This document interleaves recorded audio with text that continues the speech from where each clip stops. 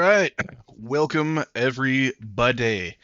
We have ourselves a TTS top 8 matchup between Schmid and TBHansson, coming to you live at 6 a.m. Western Time, or I should say Pacific Time. And over on the west coast of the U.S., I've yet to have my first suckle of the Nectar of the Gods coffee. Give me about 30 seconds, we'll get to that. Take a quick look at rosters while we go ahead and pull up streamer view. Um, We've got looks like Schmid's roster. He's going by Sergrum here, um, and we have a Convocation roster with some pretty interesting splashes. On the flip side of things, we are looking at Midnight Suns. Cool. Um, Pretty excited. I'm gonna go let these guys know that we're rocking and rolling. Hop into their chat real quick. I don't think I'll be joined with any co-commentary today. So just me and you guys, for anybody that ends up watching this, enjoy. But yeah, I'm gonna go hop in there and let them know we're ready to roll.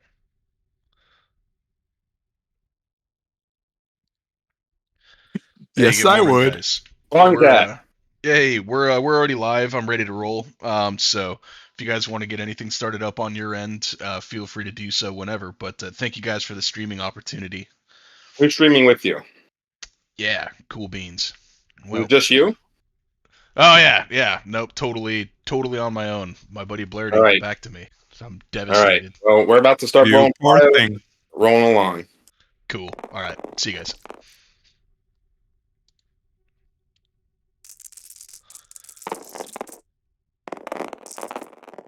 All right. Prior rolls coming in.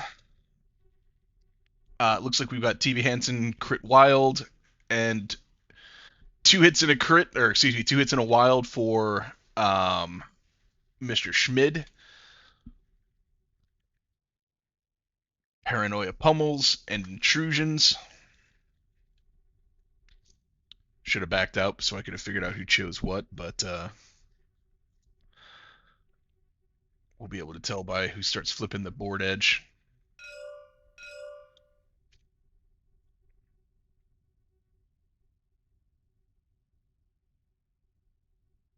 He might be indicating to me there that that is his paranoia.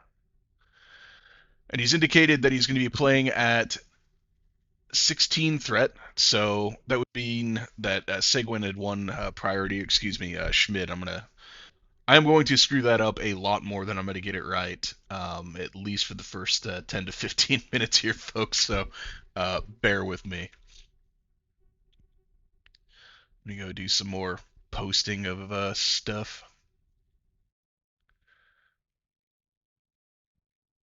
It has been a an interesting weekend for me. For anybody that doesn't know, I am a veteran of the U.S. Armed Forces, so Veterans Day coming around, it always kind of brings with it some interesting stuff.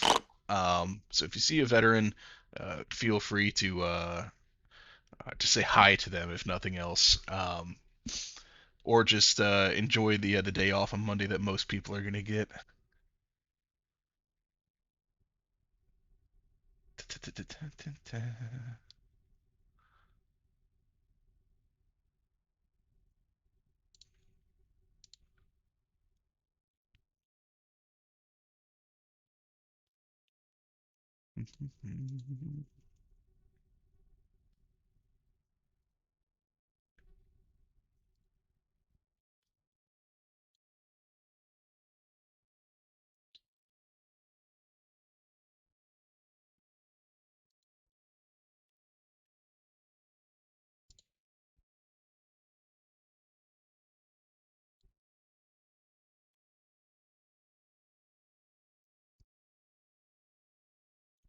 While these guys kind of deliberate over their roster selection,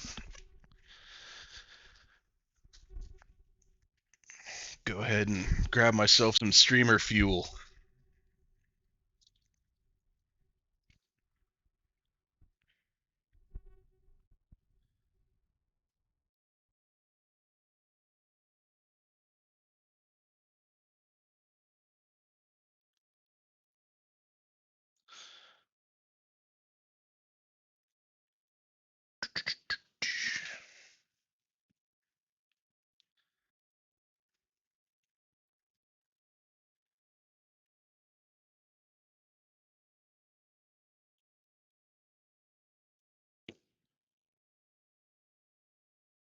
All right, roster's out.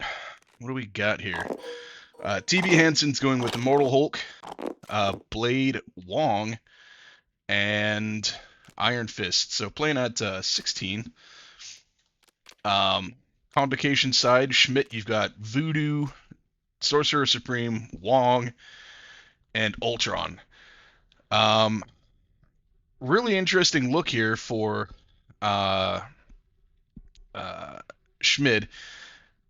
Reason being, I think Ultron Metal Tyrant is a very, very, very cool splash Convocation because of his outstanding Mystic defense. The only thing that I've got a concern about is that this list doesn't come with too many throws or too many things to be able to pop those grunts up a bunch. So if Mr. Hansson can find himself opportunities to get rid of those guys, I think he's going to be able to do so pretty quickly and easily.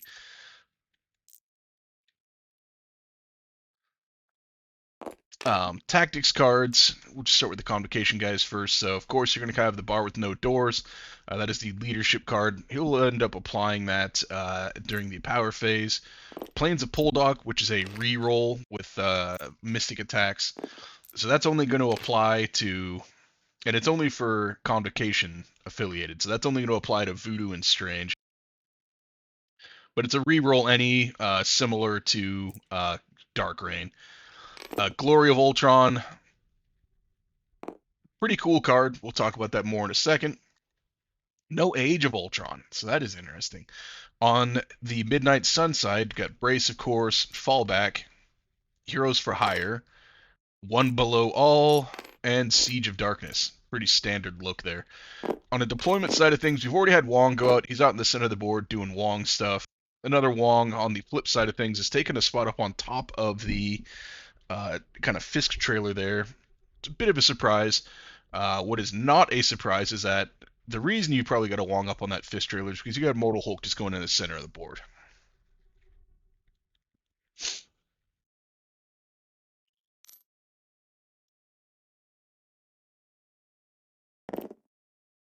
Looks like I was wrong about the priority.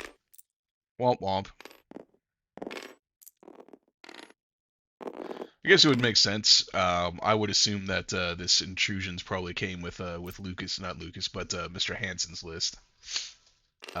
Intrusions is very much a brawling situation. I think Midnight Suns can do that well, especially with this Immortal Hulk fellow. Really interesting matchup because he's actually got really good Mystic defense. But at the same time, there is a decent amount of potential energy attacks coming from Schmidt's side of the board, which is Immortal Hulk's weakness.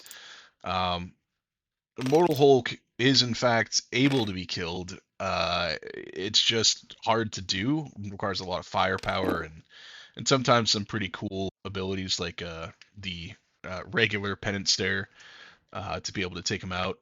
But and that's to drain out his power before he goes ahead and dazes or um, to kind of stop him from healing. So I don't know that we'll see him flipped until probably a much later point in this game. Um, because Schmidt's side just doesn't come with enough firepower, I think, to just burn him down quickly.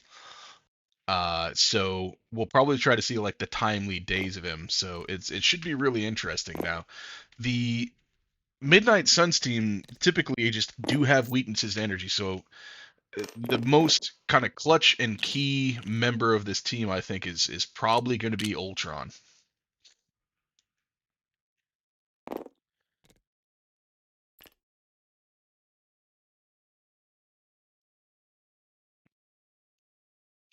All right, so for anybody there that didn't catch that, you saw a Wong activation. And so Wong ended up meditating and then supplying a power over to Doctor Strange, then moving forward. On the flip side of things, we've got Iron Fist coming up, grabbing a Paranoia.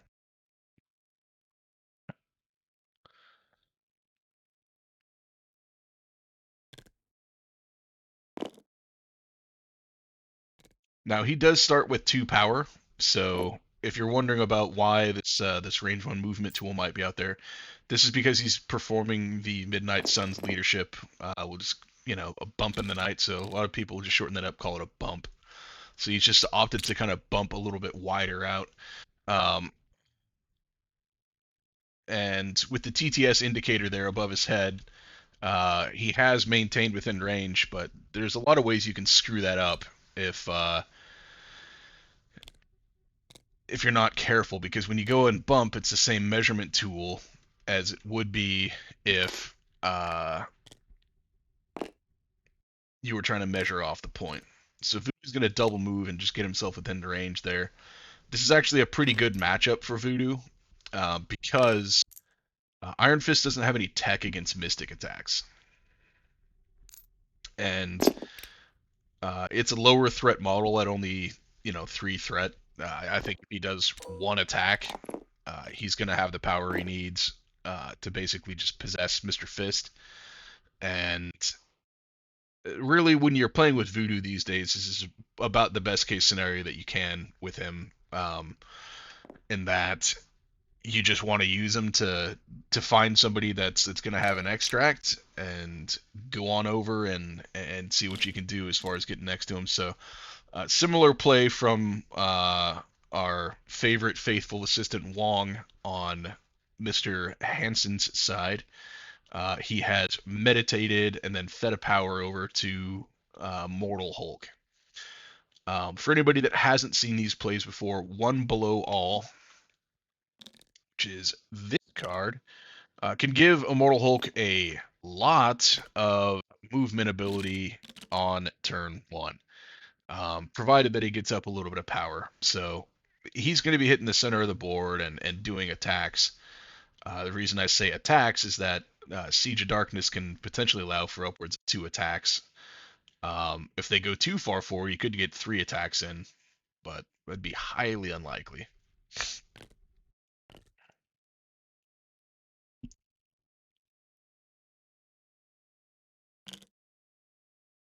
Be a pretty bold move to send Ultron up. I think one of the things that I'd be interested in doing with these Ultron grunts is I would potentially double move them forward, um, and then use them to try to body block Immortal Hulk from being able to move forward short the full way or to leap forward. Um, just a little food for thought there. But if you were to bring him up to like right where my kind of hand is there, he might be able to kind of block him from coming forward all the way, and it would, shore or not shore, but potentially stop his full. Uh,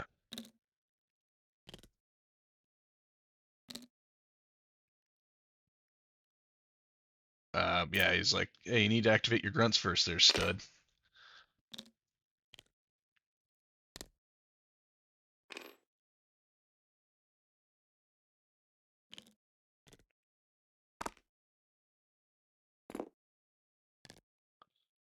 Yeah, just try to get up there as far as you can, block up things.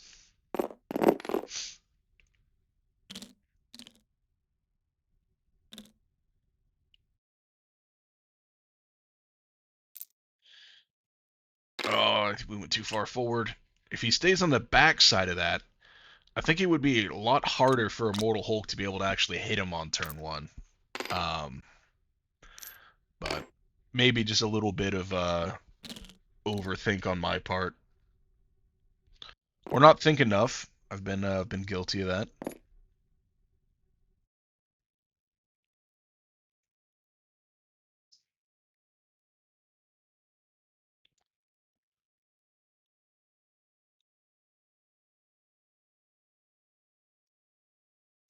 I do like the idea of matching these grunts up on Wong. Um,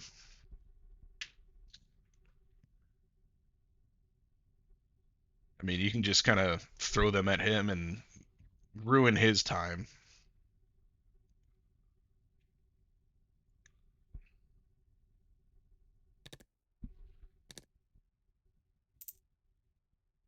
Leadership bump. early on, if you kind of heard me when I was looking over the TTCs, and I was kind of surprised not to see Age of Ultron. That's the resurrection card for Ultron, and I think we're about to see why, because uh, this has set up a scenario where you're going to see those 3 attacks going into Ultron potentially. So he very easily could be dazed here on turn 1. Not with attacks like that, but that is going to come with a throw. On the defensive side, he is whiffed out, so you don't hate that. 3 damage through 7 on 4s is usually pretty alright.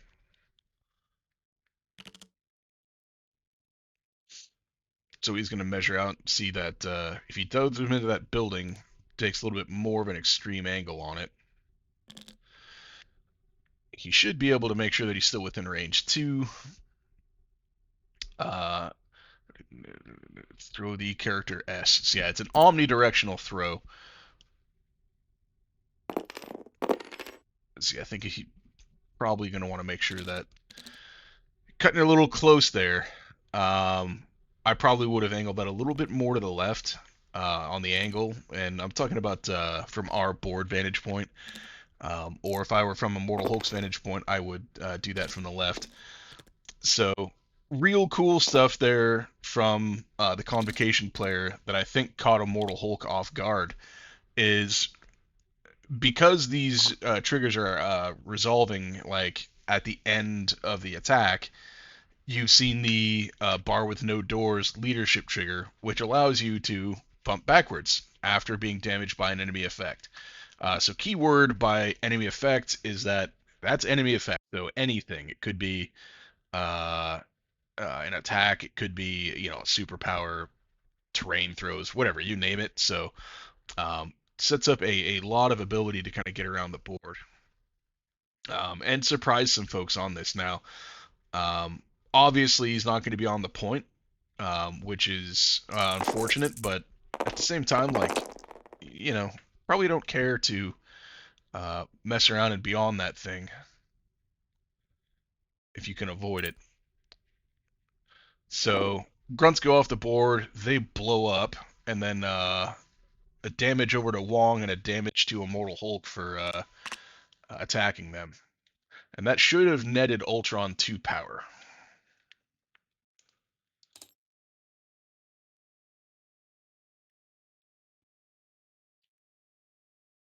Yep. I dig it.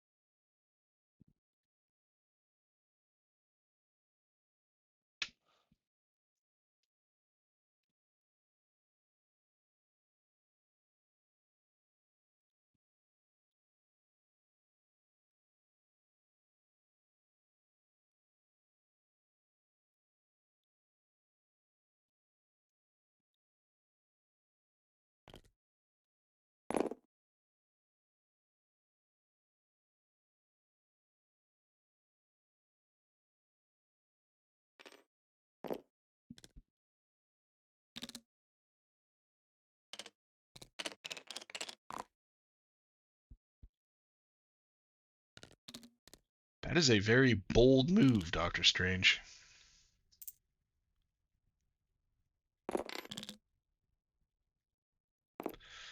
I've got to assume that he's going to be, I guess, yeah.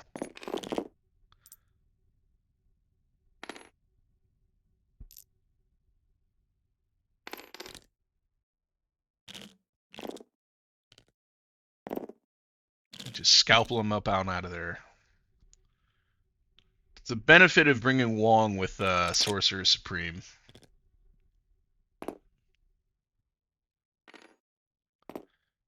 I mean, Blade's still going to end up scoring 2 points himself over here this round. And, if I'm Mr. Hansson, I don't know if I hate that. I mean, I might be tempted just to sit him over there and just let him chill. for about as long as he can. I think anytime you've got a 4 threat scoring 2 points around, that's a W. If you've got a 3 threat scoring 2 points, that's fantastic, obviously. And I think it kind of scales from there, right? If you've got a 5 threat scoring 2 points, you're probably okay with it if you're maybe an objective focused team. But um, regardless, we've scored out on round one. We've got Mr. Hansson going up to 4, Schmid at 3.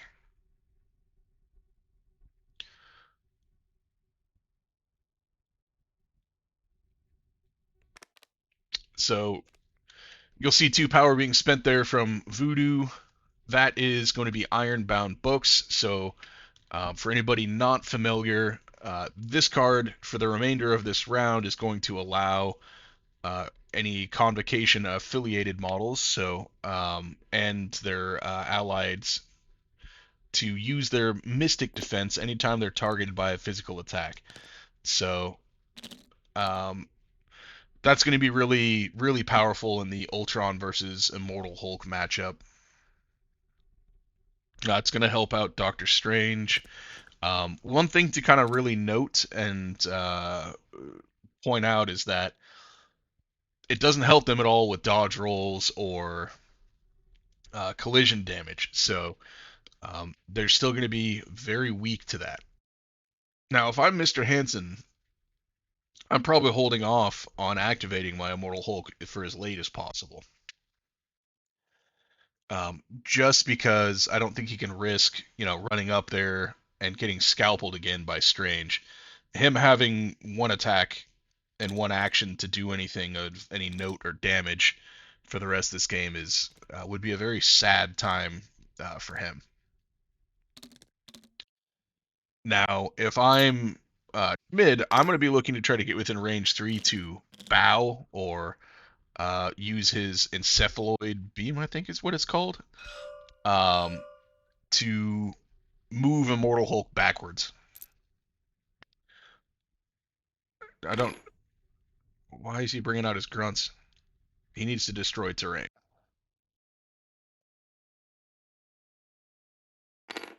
There it goes.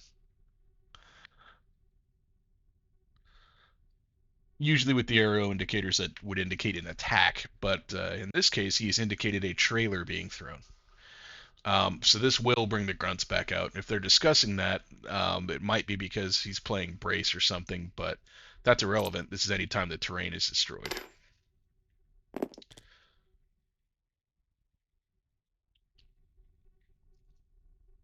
Ah.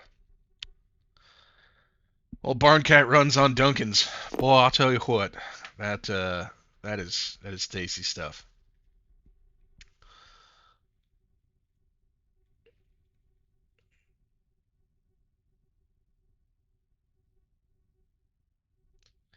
Gonna brace it? You're not gonna brace it?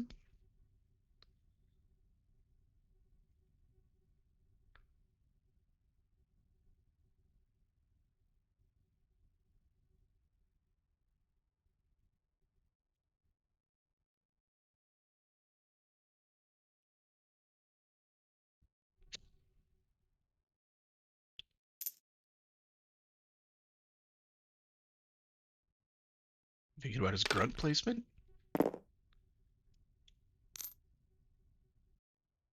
Well, either way, moving forward.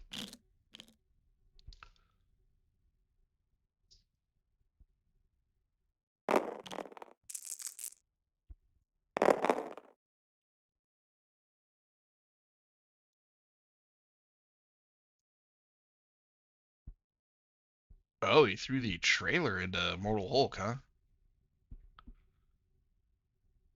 No?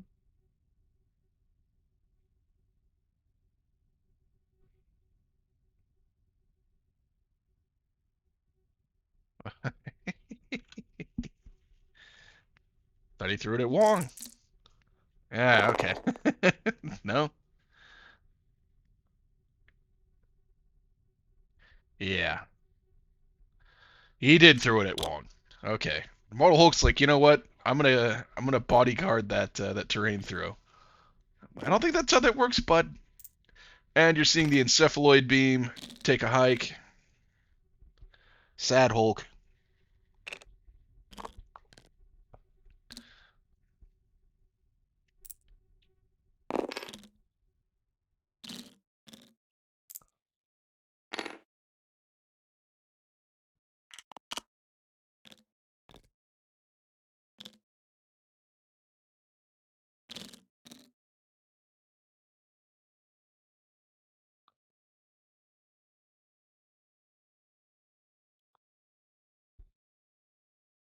Uh,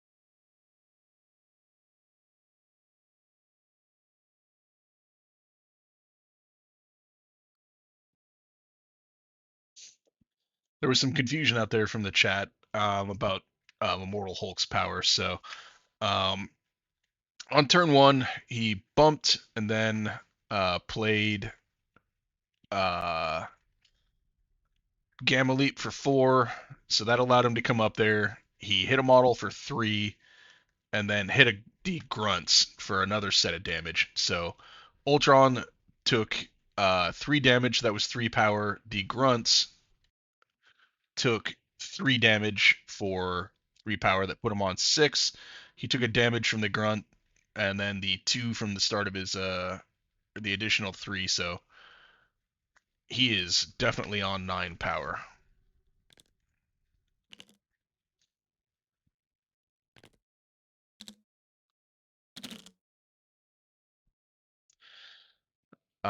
Taking a look into the chat, the thing is, Voodoo doesn't really need to knock down Iron Fist. He needs to make one attack and then survive Iron Fist. It's just the real power of the Voodoo situation over there. Just take that extract off of him, um, and start moving back towards the rest of his team. All right, so we've got Blade. Looks like he's doing some throwing glaives into Wong. Yes.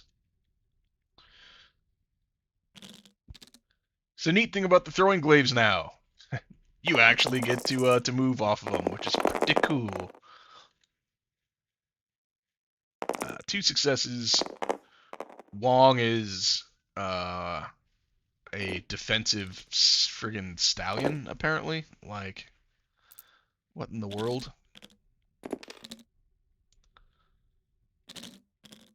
Wong rolling his Mystic Defense, just not giving an F. Diggities. No, it didn't get his Wild Trigger. But again, like, if you're Blade, he doesn't really need to do anything else, and that's why that's a good activation there. You can kind of chill. Uh, Now, from Wong, I don't know if I like the idea of going over there and trying to solo Blade. A lot of people have talked about Blade over the years not being, ideal or whatever, but that doesn't mean that Wong's going to do anything to him. I mean, I would do everything to keep that Wong out of range too, but at the same time, not the worst thing in the world if he goes over there and contests that.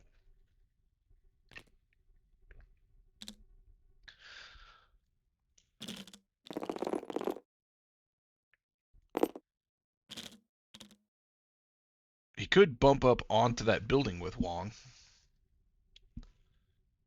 Well, actually, no, I take that back. He didn't suffer any damage. He just totally ate them throwing glaives.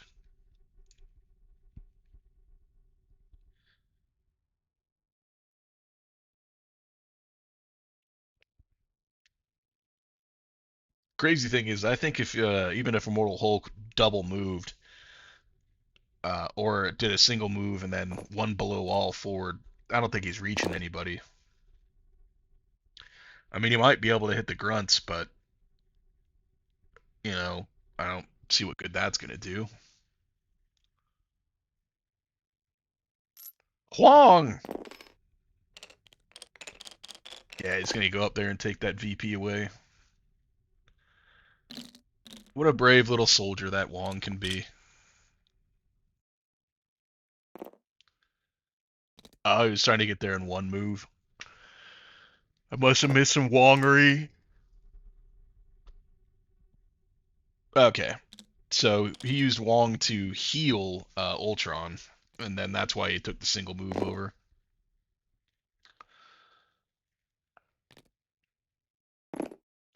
Gotta say, it's nice to be not casting a Web Warrior game. I was a little bit worried when I saw the potential for the splash, uh, but I feel a little bit more comfortable with this stuff. Oh, I can't look at his roster. A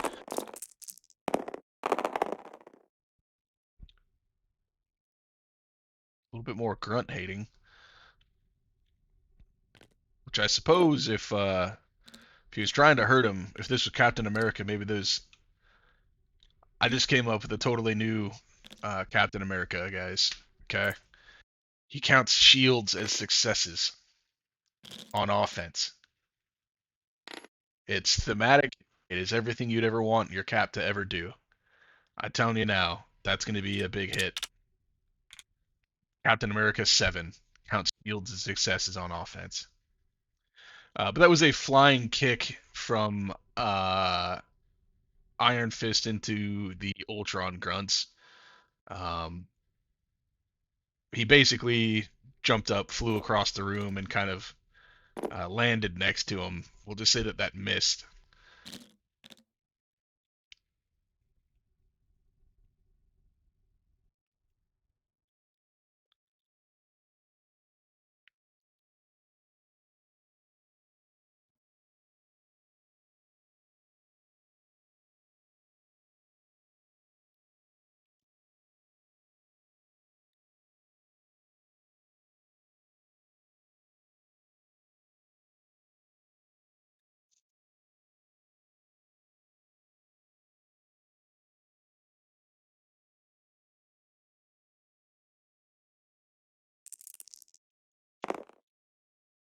All right, a little bit of portalage.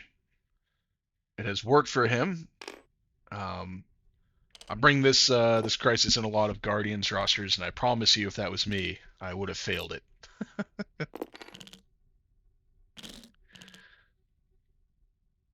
Sorcerer Supreme is going to go on over there and get into Blade.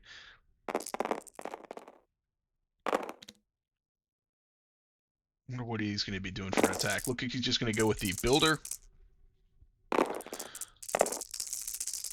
Mystic with a Pierce. Like any of the Stranges, he's going to have a reroll all. He's already hit his Pierce and pretty much everything he'd ever want. So we're not going to see that reroll all. That's going to be one block for Mr. Hansson after the Pierce. Now, Mr. Hansson does have the ability to reroll, but that's not going to stop the Pierce. Looks like he's spent 2 power on the Blade, and he's going to be go ahead and doing Supernatural Senses. Because this is a Mystic attack, he's going to reroll any. It's got him a little bit better there with the shield, so he's going to be blocking 2 now and taking 2.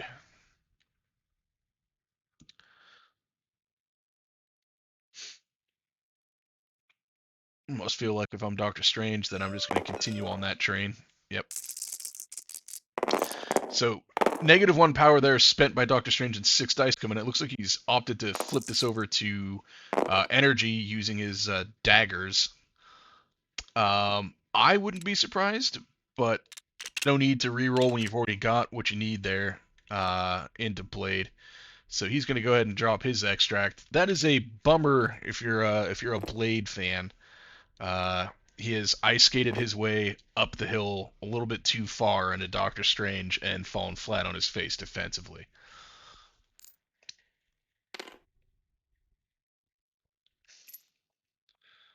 Immortal Hulk is motoring forward. I always forget about the bump. That's it's gonna help him get around. I was wrong. Looks like if he double moves, bumps, and gamma leaps, he can get there if he chose to. Nah, that bump really helps him out with that big old fatty base. I mean, get up on the point and just chuck him off. Oh, he's gonna one below all it. Yep, I dig it.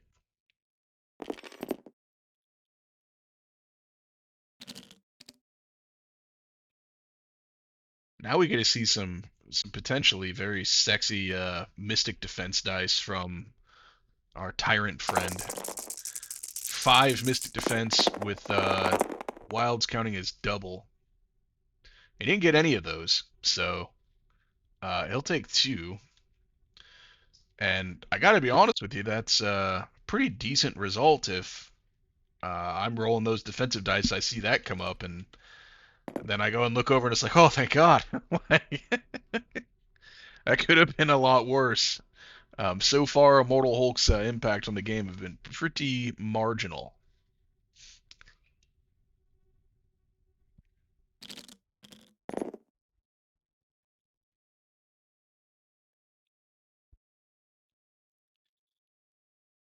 What can be really scary about Immortal Hulk on the offensive end more than anything is, I mean, the guy can be doing 3 character throws a turn.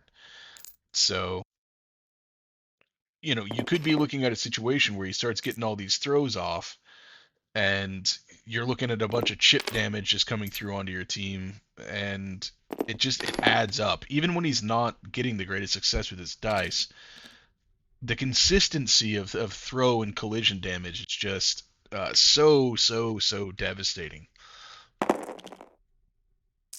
Back end 7 dice, 5 mystic. He's gotten his wild again, and that's pretty good defensive roll. So he's blocking 3, taking 1, and again the throw damage is going to be coming through. Except this time, he's going to be able to throw him through himself and into Iron Fist if he wants.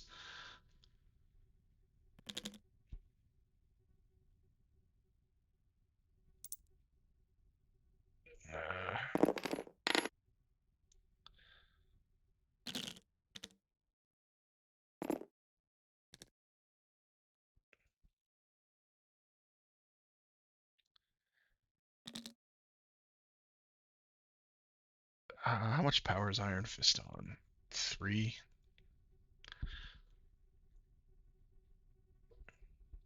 I don't know. I feel like I just probably would have thrown him into Iron Fist. That way, Voodoo can go through, only have to attack once, and do things from there. The other thing is that on the siege turn, it's put him out of reach. Yep. Oh, Convocation, you're so crafty.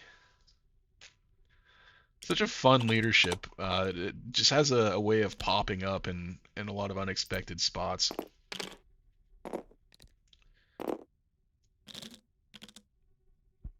Some voodoo on Wong violence.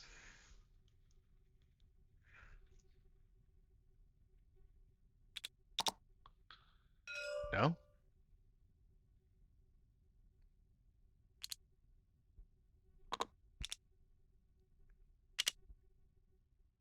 Oh, that's right. Well, Wong's already dazed. I guess he could violate his corpse.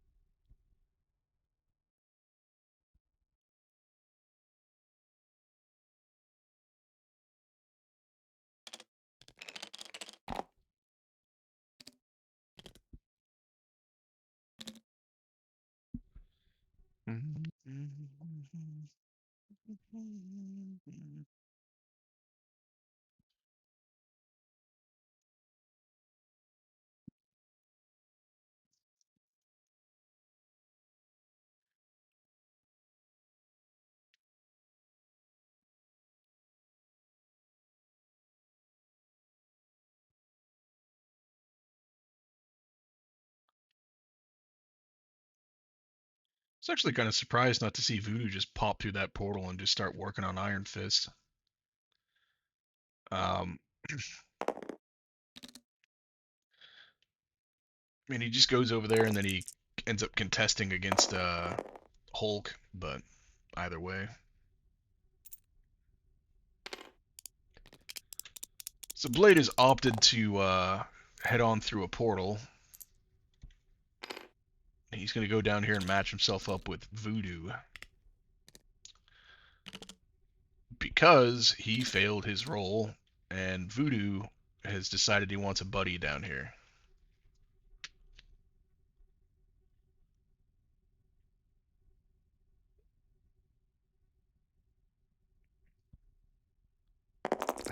God, you gotta hate this. He used to take damage on this in the past, so he has failed his role again. Yeah, there we go. This is how you do it. This is how you play Intrusions right here. Get 2 failure rolls in a row. You gotta love it. But yeah, you used to take damage in this in the past, so anytime that you failed, so it would just be devastating because you're not getting power from it. It's not an enemy effect. Um, and yeah, you'd be failing the roll, which you'd already be pissed about, and then you just take like this extra little measly damage, and it adds up. If you have bad luck, like what Schmid had here, not Schmid, but Mr. Hansson, sitting on 2 damage and 2 failed rolls, like feels bad.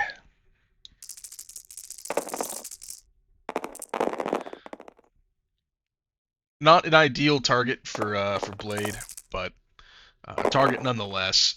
Strange is just devastating on the defense there with his Mystic. He didn't roll the Wild. He's got a reverse Pierce on that. And Blade coming in with friggin' 6 and a Pierce. Um, I. Yeah.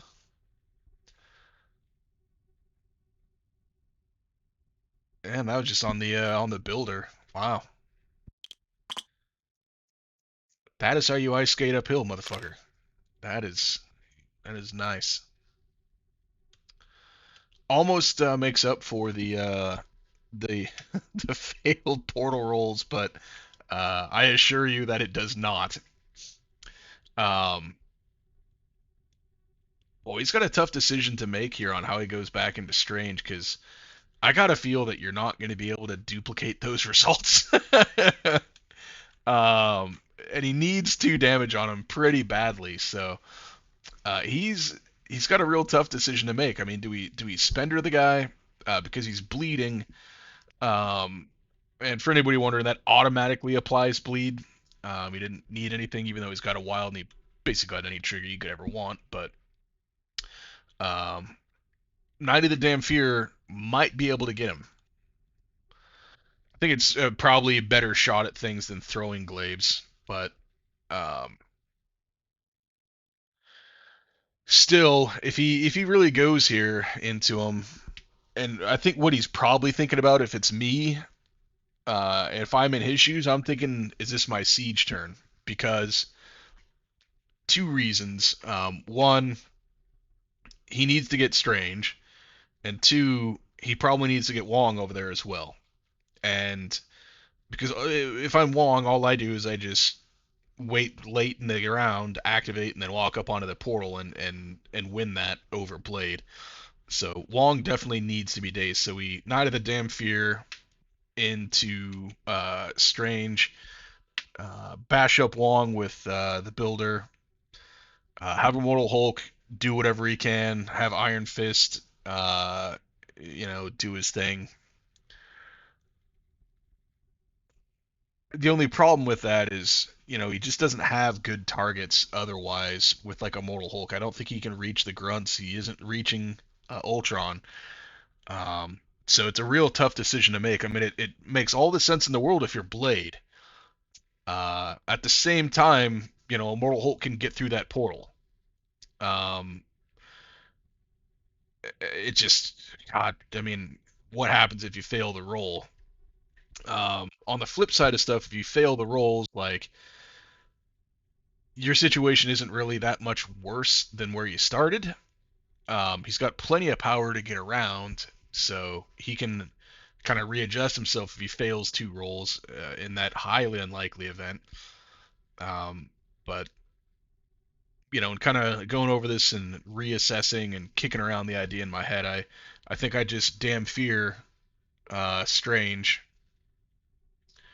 And is that sacrifice? Yep. Old Wonger's gonna take the beating here off of damn fear.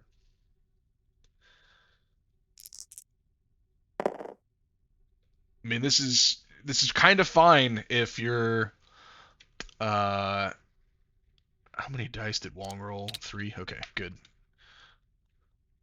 No extra dice for you Wongers because it's sacrifice. Um, because you needed today's Wong anyhow, right? So the only problem is now you're looking at a situation where Strange gets an activation instead of Wong, and honestly that's fine. Like I don't hate that.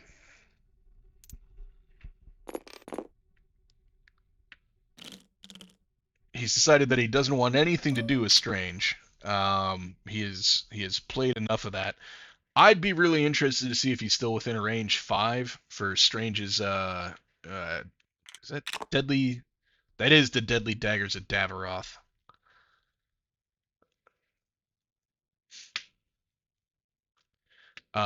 It's always hard. I'm a lot better at eyeballing things when I'm looking at stuff from an opposite side of the table, but um in kind of looking at things and seeing that we've got right back here would probably be like a home D. I think that range 5 does actually hit him. Um, be interested to see if he measures out. Like, if anybody's ever, uh, I guess, I wouldn't even say had the pleasure. I'd say had to bother to sit through one of my streams. You'll probably notice that I tend to be a lot more aggressive minded um, than a lot of players. Uh, Typically, if I see a situation where I can attack somebody and it doesn't really do any harm to do it, I just end up doing it. So, like Blade over there, like, well, he's not doing anything. Let's just try to kill him. Um,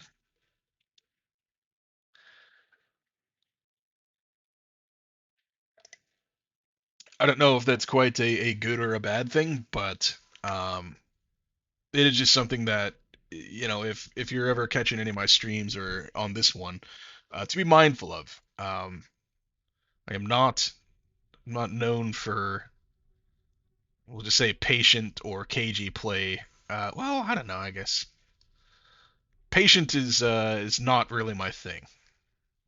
I like to force the action over here in the on the barn cast. Bring the violence.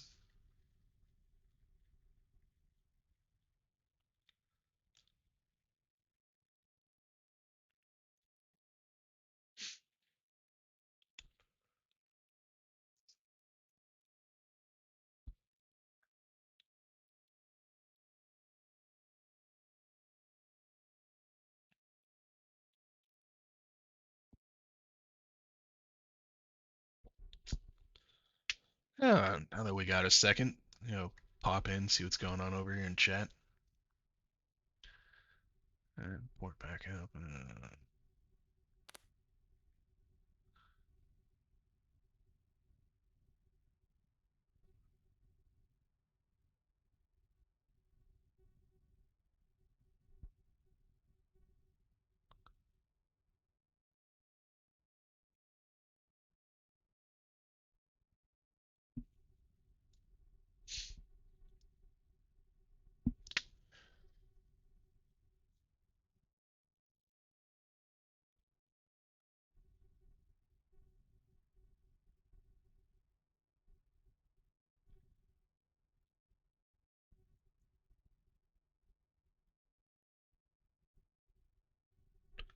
Well, now that we've got a moment, I think there is maybe a time to kind of talk about the difference between the two cards that Ultron has opted one for over the other. This is a new card that comes with new core box Ultron. Um, it's really great, obviously, on some of these more brawly crises, and that I think does suit this. You know, you basically force people to like provide power tribute to Ultron, and if not, like they're taking a damage, and then they're actually, I think, gaining a power. But the thing is that I think it's a bit of a niche card. It's with most competitive lists, I think it's going to be one of those ones that you can struggle to find making it into your five. I think it looks good in your 10, more often than it does in your five. And the inverse of this, the card that I think is almost like a mandatory thing, is a card called Age of Ultron, where he can spend 8 power uh, when he is potentially KO'd, and he comes back um, onto the board healthy. So on a 5 threat character, that's just massive. Um, there are some things that can kind of interrupt that card and mess with him, but for the most part, unless your opponent's going to have like a stun and a pretty reliable way of applying it, then you can kind of run into a situation where it doesn't come up. But a lot of teams, they don't always have an answer for that, and being able to have 14 threat, or excuse me, 5 threat of a model with 14 health coming back that hits as hard as he does, that has some of the tools that he does, it's just a massive investment of that an opponent has to put into them.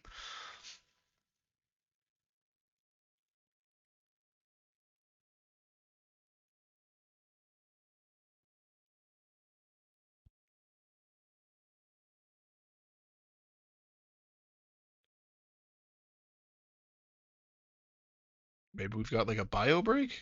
Oh, okay, we have movement, so we know that Mr. Hanson is still there.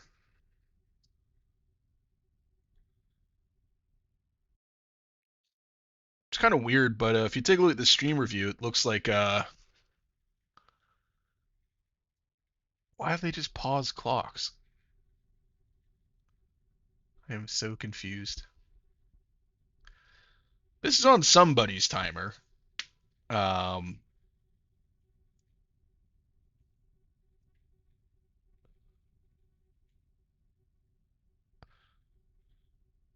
well, with my stream review being a little bit goofered, it's hard to say. So we'll just go ahead and see if I can get people some motion sickness.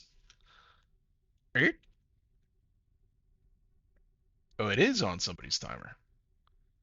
We are counting.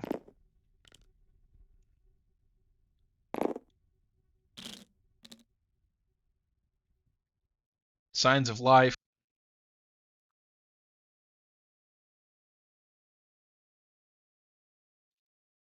Seems like Schmid had to go run down to the 7-Eleven, buy himself some batteries for his headset, grab himself a Slurpee, maybe use the bathroom at the 7-Eleven, because that's always fun, and get himself some Slim Jims. Decide to head on home. Realize that he forgot the batteries in the store. Go back for them. Use the bathroom again. Then go home. All right, we are back.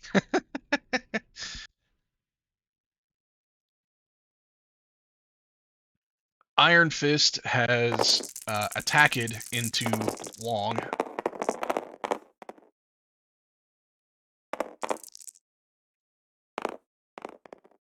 Or is that Wong Fist? No, what's going on here? Oh, oh, Wong is living. What a travesty.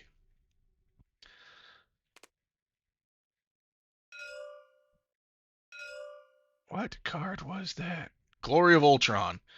Says, Wong, donate me some power. Surprised? Yeah. Then Iron Fist has opted to donate the power as well. Wong will also donate because what else is he going to do with his power? Here comes the big fella. I'd imagine that after he's just going to dump those two attacks into Wong, and then he may as well finish the job. Um, I'm interested in something here, but Encephaloid Beam, I think it's one of those ones that is just once a turn. Super Kinetic, yeah, only once per turn. So it's not like you can move Immortal Hulk and another character.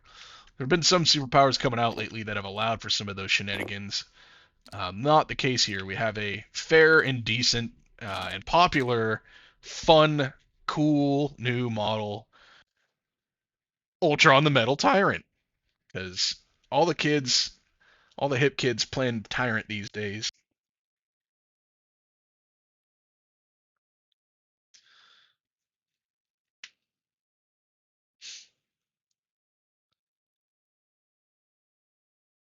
Uh,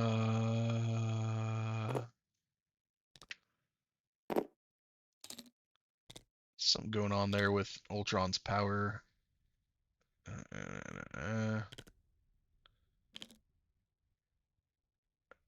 Looks like he had thought about throwing some terrain and then changed his mind. Now, to be fair to Mr. Schmidt, assuming that he probably didn't go to 7-Eleven, this is a pretty vital turn, and I think that he does have to get things right. And so, in some of these TTS games or and just competitive tournament games in general or high level play, you'll typically see a big slowdown in the middle of the game, um, where people realize that these are the pivotal kind of critical moments that come up, and you just got to get them right. So I'm happy he's kind of taken his time. He's done a really good job of managing his clock up to this point. So he's got time. He's got plenty of time. He was actually winning the clock game before this activation, to kind of show you that like he was being so snappy with things that it did allow him the opportunity uh, to ship out some items on his eBay account down at the post office and run his errands, potentially go and hit the hockey rink, say hi to Lucas and his kids out hockey skating. I know it's probably called ice skating. I just assume that he's got him there training doing some hockey sticks stuff.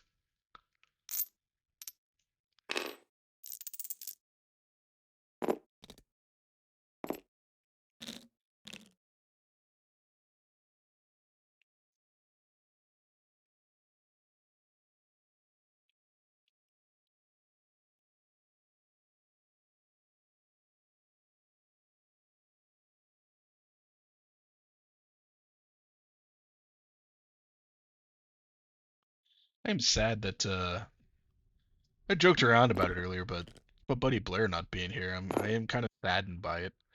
Uh, I think he would have liked this matchup a lot, and it's always good to have an accuser around. Um, I don't think we've gotten anything wrong so far, but um, when you have an accuser around, they can actually intercede in these matches, whereas I and anybody else really can't. So that was a size 3 piece of terrain being thrown into Iron Fist. Seems that he gave him a fairly generous angle to allow him to do that. Ultron now is in a weird spot to where I think he needs to kind of make a decision about what he's going to do here. And he is on 6 power. So let's go ahead and. Oh, that's big. So extinction protocols before damage is dealt. So that's going to allow for a throw. Now, the amazing thing out of all this, if you've taken a look at stuff and the amount of collision damage that has occurred so far this game, is that Uh, Mr. Hansson has not used brace yet.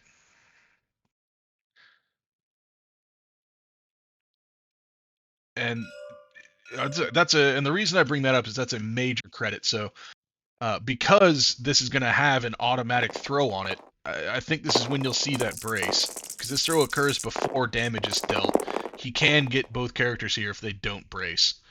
And if he just goes into one, the explosive damage is gonna get them both anyhow. So when I say explosive force, after the attack is resolved, other characters within two of this character are pushed away from the S. Characters push S suffer one damage. So if he has Iron Fist within range 2, he's pushed away. But Iron Fist is not, so uh, Iron Fist is actually going to be okay. Yeah, he doesn't have range on him. So that push is actually off of Ultron. So if you take a look at it, it's not off of Wong. So explosive force after attack is resolved, other characters within 2 of this double underscore underline character. So not the target character. AMG has always been pretty specific about the wording on that. So I had spoken pretty openly about uh, having a fairly clean game up to this point, and if that is in fact a push as a result of explosive, or no, that's actually the throw. Okay. Yep. So we went into Iron Fist with that. Good. I was getting ahead of myself. So now he would be able to take the damage from explosive. Um, he could be trying to bait the brace. At this point, if I'm Mr. Hansson, and if he's paying attention to stuff, then don't brace it. So that's Immortal Hulk making his dodge roll, blocking 2 already, so he'll take 1. Yeah, it looks like he has opted not to brace it, so that is going to be damage there and damage there from the explosive force. So that'll get both of them. But he's still measuring off of Iron Fist. It's kind of irrelevant now, but he does have Iron Fist anyways. But the measurement comes off of the push still has to happen, and oh, that's right, the push doesn't happen because what do you call it? He was dazed by the throw. The one bummer, if you could call it that, if you're Ultron, is that he can't pick up that extract.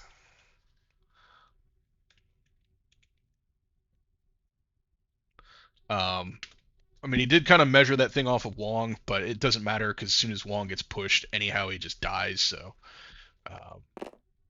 my concerns ended up being unfounded. Nothing to correct there. Although I think I was still right in that he was measuring off the wrong person. So 2 thumbs up for me. Half a thumb and a half for these guys. I'm super stoked about that. It's a small victories. So that appears to be an immortal Hulk who has just been a very sad panda this game. Oof.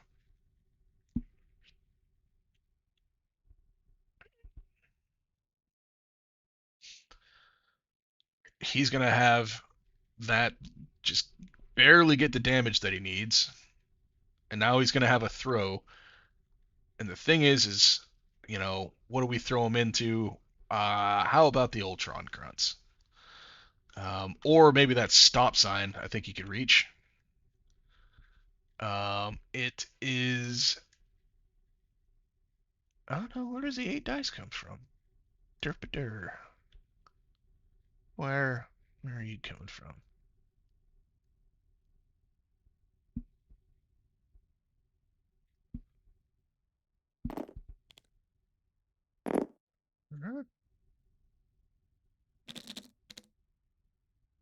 That was part of the initial roll. Okay.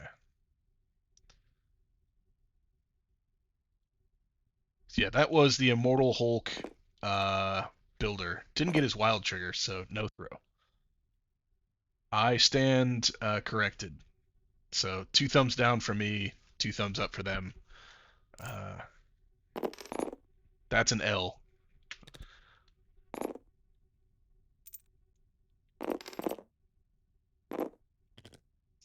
Oh wow. that if he had that in his mind and he knew that he was gonna make it, kudos. That's big time.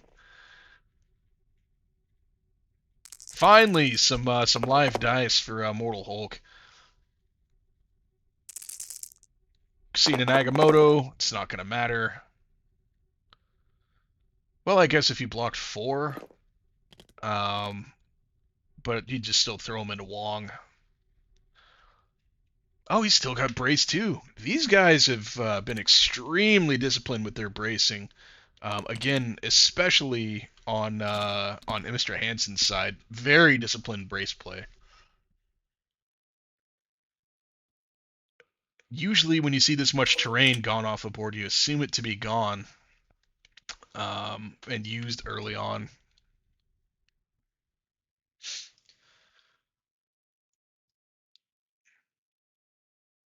Boy, Moral Hulk just really establishing himself there. Um, I do kind of like, seeing like, all right, well, if I'm not going to damage, Ultron, what's the harm in leaving him on, 1 power next round? He's going to score his 1 point, and that's it. So Mr. Hansson is out of activations. I mean, this is going to be a, you know, not terribly exciting activation for Voodoo. He could stay in the middle of the board because he's going to get his little friendship bonus off of that, rather than having to go back to the outside, which is just going to give him the 1 point anyhow. And if he stays in the center of the board, he might be able to kind of contribute to the action, or provide a little bit more of a presence there. But I don't know what I would. I would probably just opt to go in the middle because I'm a bit of a violent Neanderthal. But other folks tend to be a little bit more cognizant of when they're putting their models at risk and when they're not. Um, so yeah, it looks like he's going to opt for the other friendship bonus VP rather than taking him all the way to the outside. Um, I actually kind of like that play.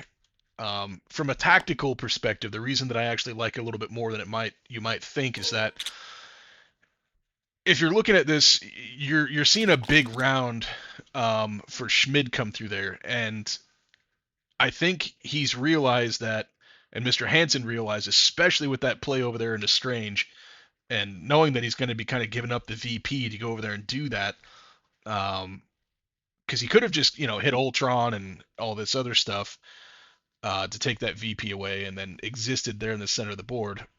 But he went after Strange, and I think the reason that he's doing that is because he's realizing that this VP situation is going to get out of control this round, and that the violence needs to be tuned in. And so you should see a little bit more of an aggressive play. He's going to be trying to take models off the board of his opponent. He needs to thin out that herd a bit.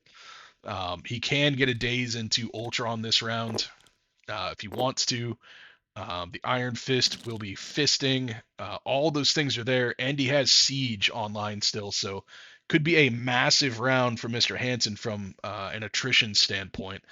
And bringing Voodoo up into the fray there is potentially very valuable. Just having an extra body around to be able to counterattack and also take some opponent models off the board or to threaten things. Um, and if I'm Mr. Hansson, Blade, he's measured out now. Yeah, he's taking a look at that 5 threat. Turns out that I was wrong. He's not 5 threat, but 5 range. Strange is out of range for that. So if you're Hansson, which model do we go with? I think my answer is probably Iron Fist. Um, and we are seeing, looks like Siege, Siege of Darkness. So this is going to be just basically Iron Fist and Mortal Hulk. So Iron Fist coming in 5 dice into 4 dice. So who was that? Looks like into Ultron. Down he goes. Smart siege play because now he doesn't need to worry about activating Iron Fist unless he really wants to. He can still activate him, do a flying kick into Voodoo, and then Iron Fist him. Or he could flying kick him. God, Immortal Hulk has just been awful this game. That is just that is a rough time if you're bringing a 7-threat model into a game and they just are not getting things done to that extent. You'd love to see more into Doctor Strange there if you're Immortal Hulk, and yeah, now he's just going to be annoying and use that really. I say annoying, but it's actually pretty cool. But the options here now, if you're Iron Fist, right, and the reason I kind of like this activation, you flying kick into Voodoo, you go through the portal, you pop over there, and then you Iron Fist Doctor Strange. Just make him freaking miserable. Now, if that creates a Wong activation to try to clear the stagger before then it doesn't matter. Then you just take your Immortal Hulk and then just go and dunk on Strange and just get him off the board. But he's going to opt for this first. I think this might end up getting his Iron Fist killed, but we shall see. He can heroes himself, so that is something to be mindful of. It's just, Voodoo's going to be hitting pretty hard. So we've seen an okay attack come in here for Hulk. Finally, 4 successes. He did get his wild trigger. If nothing else, he's hit those just basically every time. Strange is going to be blocking 2, taking 2, and I believe getting extra power for the shield. I don't know. Nope, the Strange is not about that action. That's the other one. No spenders out of him.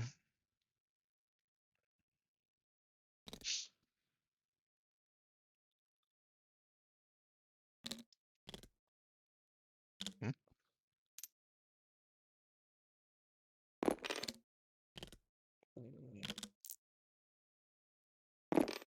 Wong, you dastardly bastard.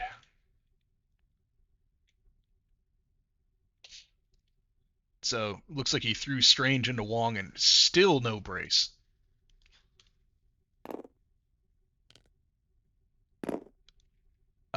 With that medium base, if he throws him again, he is going to get him. The timing on this is interesting, again, because Gamma Burst is a before damage is dealt. Will this bring up brace? You'd think so. But I think we're Gamma busting. We're busting with my Gamma. It's only doing 9 dice for some reason. And he has whiffed again. 4 successes is good, but he's needing to Agamotto that because he would have died. He's going to die regardless. The throw is going to occur before damage is dealt. That's going to go into Wong. Oh, he attacked Wong and then okay.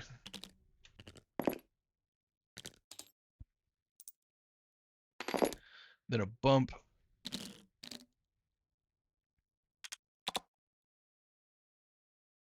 And no brace. One of those guys could have lived from that, so that's interesting. But yeah, Voodoo has got to go into Iron Fist here. I think you're just kind of seeing the attrition advantage of Immortal Hulk, and again, like his attack dice have not been spectacular. But they are going into models that don't have the greatest physical defense, and when you start factoring in like dodge rolls, yeah, so immediately we've got Voodoo trying to get busy here. So he's coming in with a builder that's going to sap power, which is good. Got a skull, more power for him.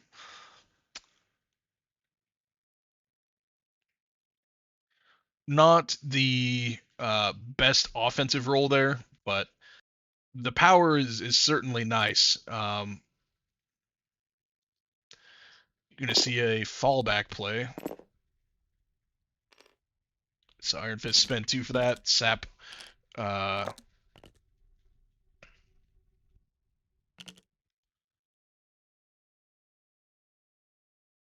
and yeah, he's still on 8 power since he gained the 1 back.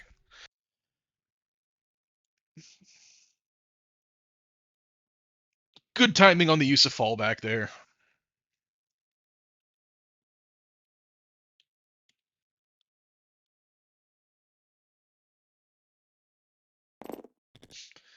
Yeah, so in kind of talking about Immortal Hulk and these kind of flagship battle cruiser type massive models, like his attack dice just haven't been there, but the wild triggers have been, and so he's been getting those, and he's going to get them more often than not with the amount of dice that he's throwing. And that being said, like it is a huge presence on the board still.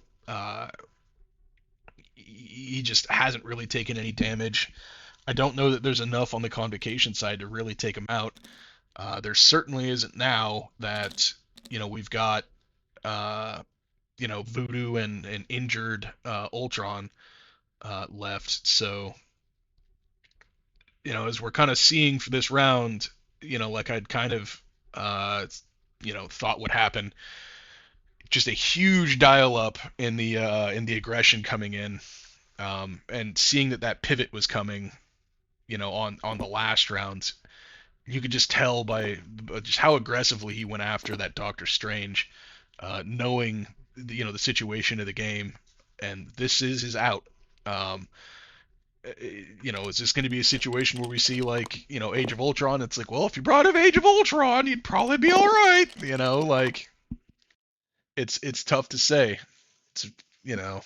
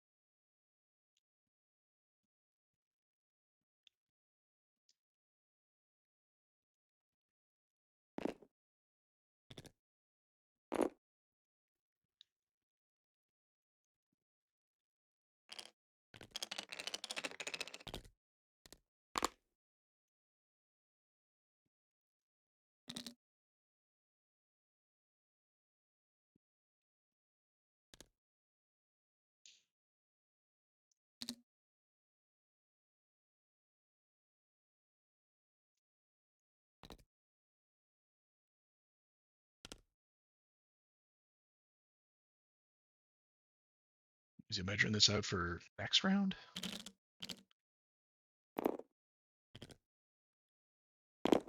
Interesting that Voodoo would opt not to just grab that.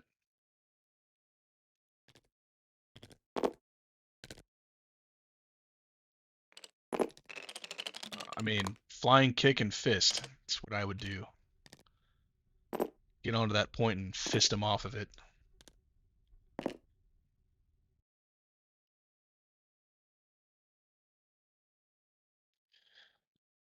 Another way that Iron Fist could have dealt with Voodoo there is he could have just, you know, hired himself heroically, and then use that to throw him off the point backwards.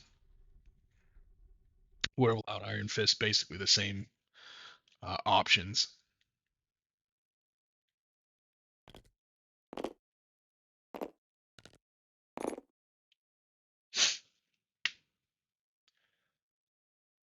And what you're seeing here is him kind of using the measurement tool in a 2 length, and essentially that's going to be about the width of a base in a range 1. So I think he's realized that he's not going to get both. Um,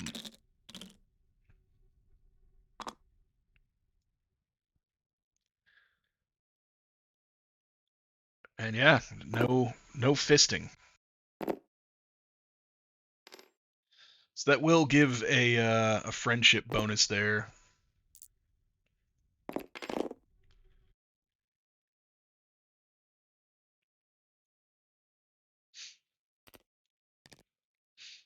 Just gonna close out the round, try to score a bunch of points, turtle up, I guess. I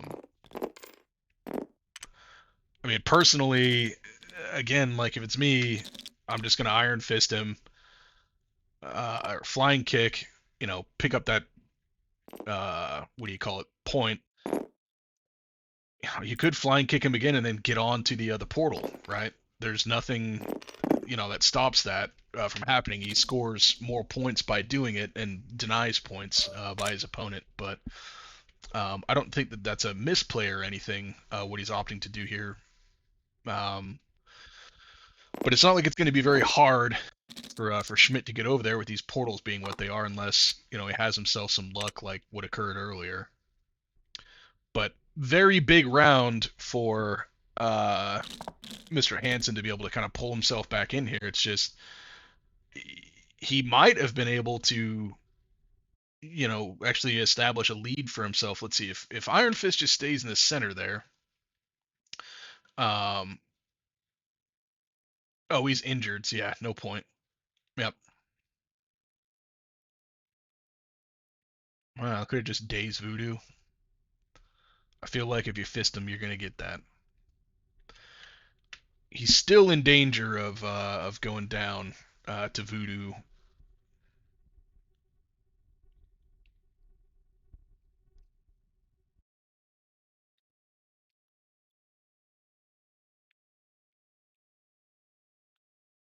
Looks like he's got Voodoo as his leader, which I think in this circumstances is pretty appropriate. With it just being such a brawl. Um, a lot of times when you're playing Convocation, you want to have like some sort of a D or B shape so you can sit like models like a Mordo or a Long. You can kind of park them in the back and let them be your leader.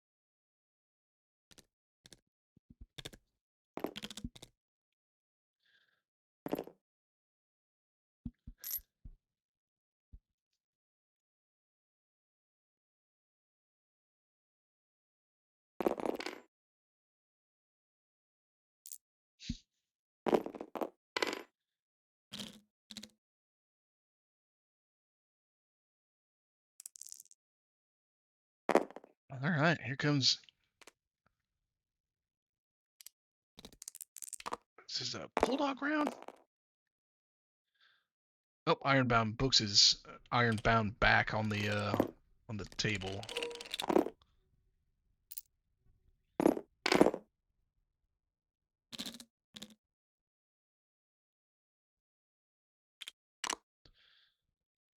Did you just fail 2 rolls? Sorry, I was reading something else.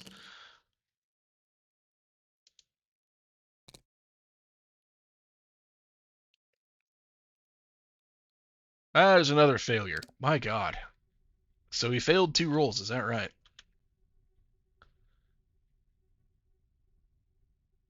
Yeah, my goodness, he failed double. That is that is brutal. Um that's heinous timing on that.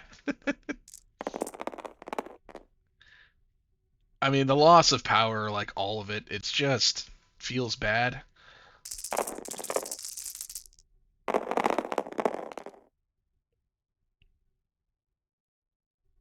Not the worst offensive roll. He's gonna get some damage.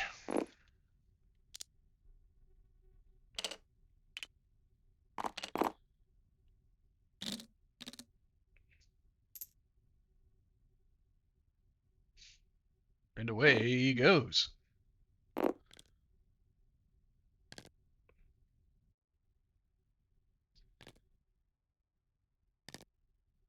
No heroes. I figure like you might as well. Um,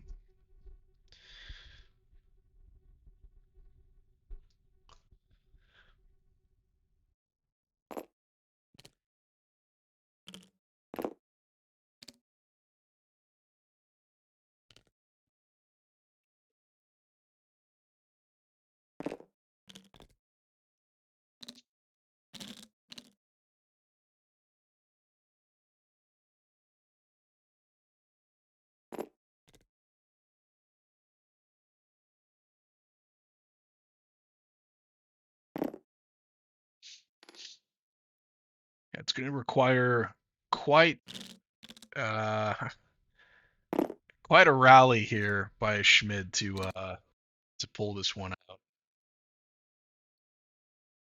The double fails, just not helping things. He got what he needed in the Iron Fist.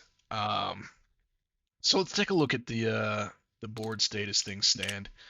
Um, so he's gonna have Voodoo left. Voodoo is powered up enough to be able to do some possession work, but at the same time, I don't know that there's anything that stops Immortal Hulk from just coming through that portal and just dunking on Voodoo to end the game.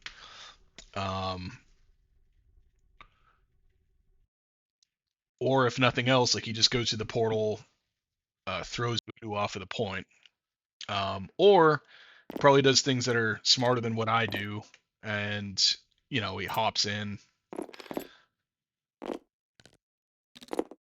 Yeah, take an attack into the tyrants.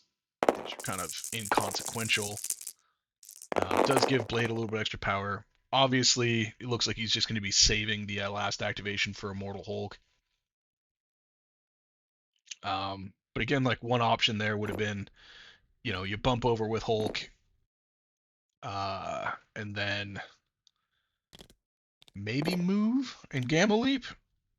Might allow you to be able to hit Voodoo and then throw medium away. Um, but maybe figures all that stuff's not maybe all that necessary at this exact moment.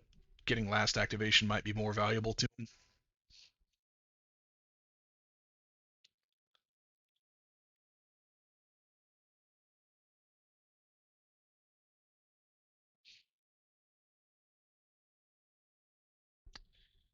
So Mortal Hulk's going to be scoring 2 points this round. There's nothing to be done about that. Um, Blade is also potentially scoring 2 points. Uh, Blade has got himself. There it is. 5. Yep. So that was the spender. Ultron taking a bit of a beating there. He's already activated, so it's kind of irrelevant. Um, didn't get to see his cool reverse or his cool double wilds on the Mystic attacks, but I think the reason that we're seeing that attack is because it just why not? But also getting the medium move on Blade could be pretty valuable.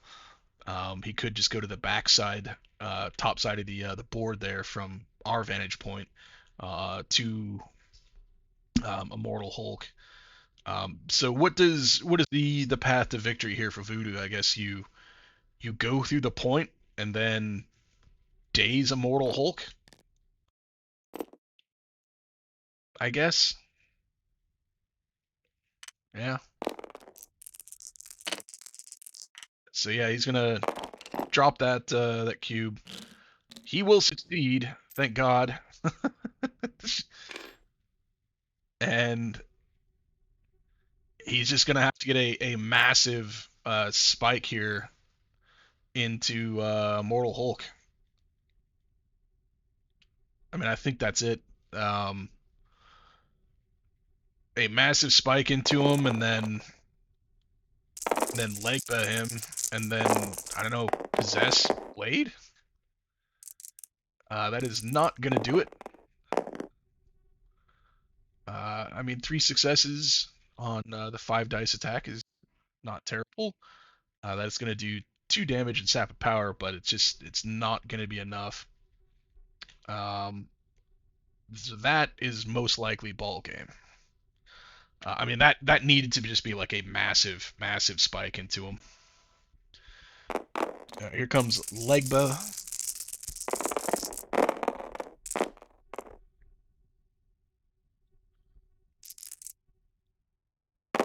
2 crits to resolve. 4 successes. No wilds on the offensive side for the power burn effect, and um,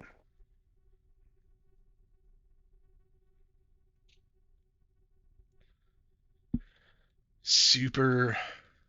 A really interesting game. A little really interesting swing there between round 3 and going into round 4.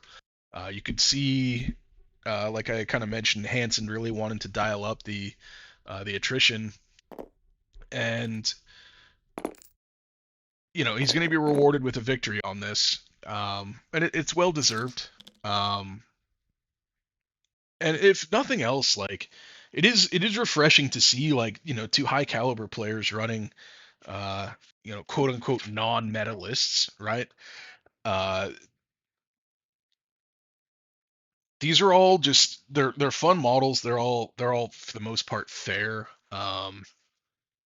People can have their opinions about Immortal Hulk at this point, but I think he fits in just fine in the game.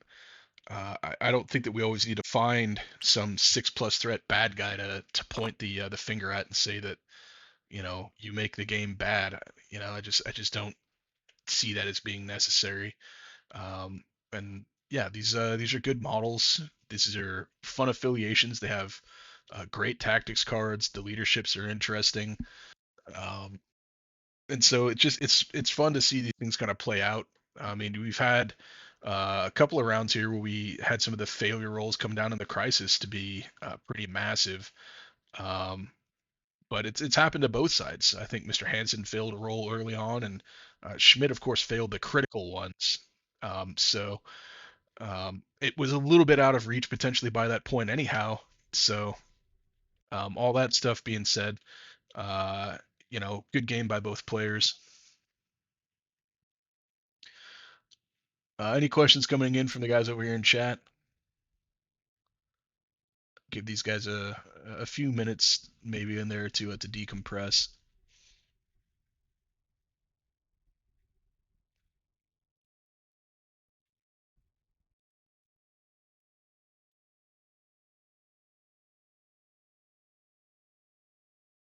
All right.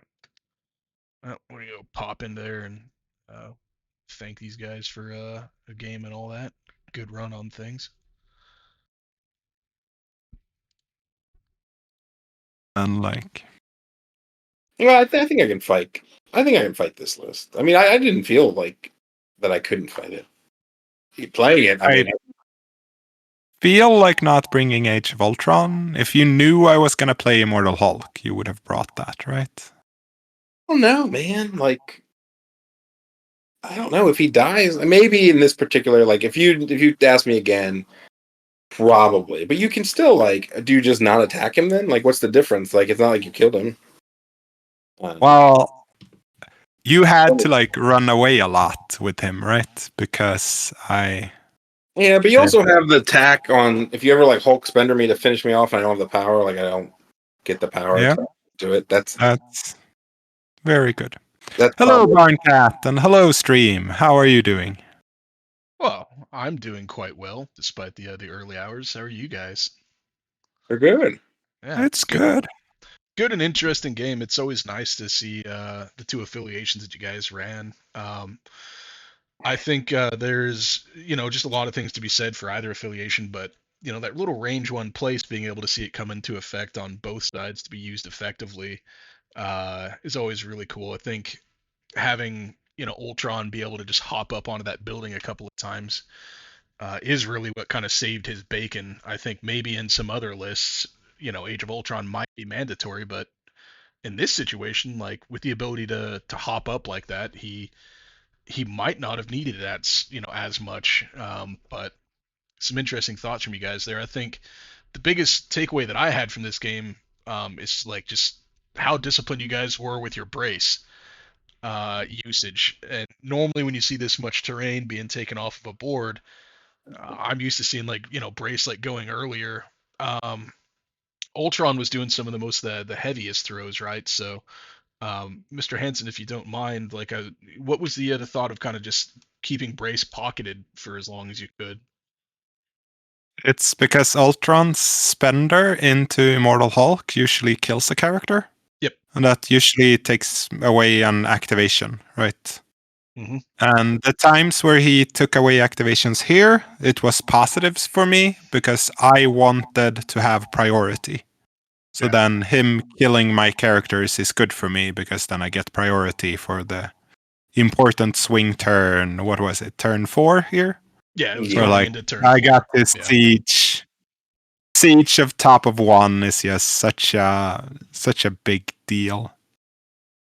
Yeah, I mean, you could see at the end of the round, like when you made the decision to pivot into attacking Strange, at the end of round 3, that I felt that you'd see Siege being played at the beginning of round 4, and just that it was going to be a big attrition turn for you because you had kind of opted to give up on a few points that you could have otherwise gotten. So taking the violent approach at the end of that round and losing, or I should say, going down 3 points to Mr. Schmid in that instance was, I think, what kind of when the game got a little bit serious there for Immortal Hulk. And all that stuff being said, like, he didn't have the greatest dice, but he did have a lot of wild triggers, and so those really definitely added up.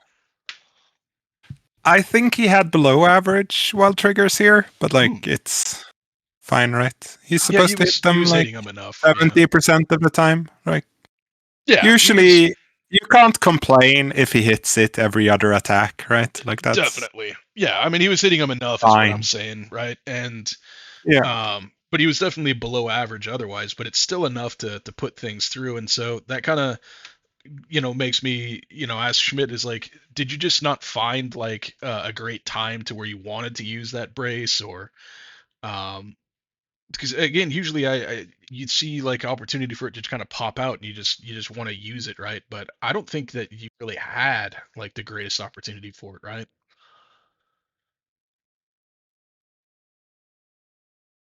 Are you talking to You're me? muted. Yeah. Yeah. For my brace? Were you talking about my Yeah. brace? Yeah. Okay, sorry. My kid walked in. Yeah, I mean, doing 1 damage on Ultron, I'm never gonna brace it because but then like when the strange shit happened, there was no reason to Mm-hmm. because like it was just 1 damage and that building was there. So I'm either gonna eat the building or I'm just gonna eat a bunch of little 1 chippers. And even like Wong at the very end, if I save him, air quotes, I think Hulk was in range of the building just to finish him off anyway, and then I don't have it for maybe the last turn if something happens, like if I get Ultron in there or something like that, or Voodoo, if somehow he 2 shots this guy and picks up the thing, then it's like him versus Immortal Hulk, and I mean, I'm probably going to die to that, to be completely fair. But hey, you never know. Yeah. Were you at all? Were there any surprises in the game for you, Schmidt, or anything that kind of caught you off guard? I don't know if caught me off guard per se. I think the 2 big decision points would have been when Ultron went in and like blew up Wong and Iron Fist. I knew I was going to give him prio, but I could have. My other thought was because Strange was so low and he was bleeding, and I was like, well, am I going to lose Ultron or am I going to lose Strange, and who's better? I was thinking of teleporting Strange into the middle and like doing my spender, because assuming I make the roll to get in there, I would have had 6 power and I would have hit 3 people, and it might have killed Wong, it might have killed Danny, and then I still would have would have had healing and cleansing, and maybe then I teleport just back afterwards. Like go in, Spender, and maybe even just Builder Danny first, then Spender, and then or he could Hero's Fire me out of there. So maybe that's not a good idea. Maybe it's Spender, then Builder, and then maybe try to get out. Depending, and then maybe I'd have if I builded right and got power, I could maybe teleport Ihawk or just teleport Ihawk out of there to make him come back. I kept teleporting him, and maybe I'm not sure if that was the right decision because he just has so much to get up, and I don't know if I'm asking for TB. Did you feel? Did it? Because I don't play Ihawk. Did the power it's spent to get back to me spend 4 power every time to come back essentially? Did you feel like, man, I wish I had that power to do something like throw, or did you feel like you were getting it back reliably? It doesn't matter, right? He's immortal. He is immune to control. Mm-hmm. I feel like the other parts of the list are more scared of being bowed away, right? Yeah, so maybe I should like bow people into me. But I mean, I like this Ihawk list with Danny because if you ever get Prio, it risks like, oh, he's going to go into Ultron and like just activate me potentially, right? There was always the chance that I was going to get activated. I'm always sad whenever I don't see someone get fisted. I'm not gonna lie. I know he could have fisted me and he didn't. I love me a good fisting. It wasn't worth it. I mean, if you got a list that brings the fist, you fist. It's just I feel like it just has to happen. I don't even. It doesn't need to make sense. You rip the fist, just let it fly. I mean, there's no harm. Yeah, on my grunts, I couldn't even pass top of 3 or the last turn. I couldn't even pass top of 5 to like maybe see what he does. I mean, the only chance not the only chance, the big chance I had was like maybe Ultron comes in and like one shot Danny at close range, but that's very difficult. Yeah, I was teleporting in with like 3 power if I made it in.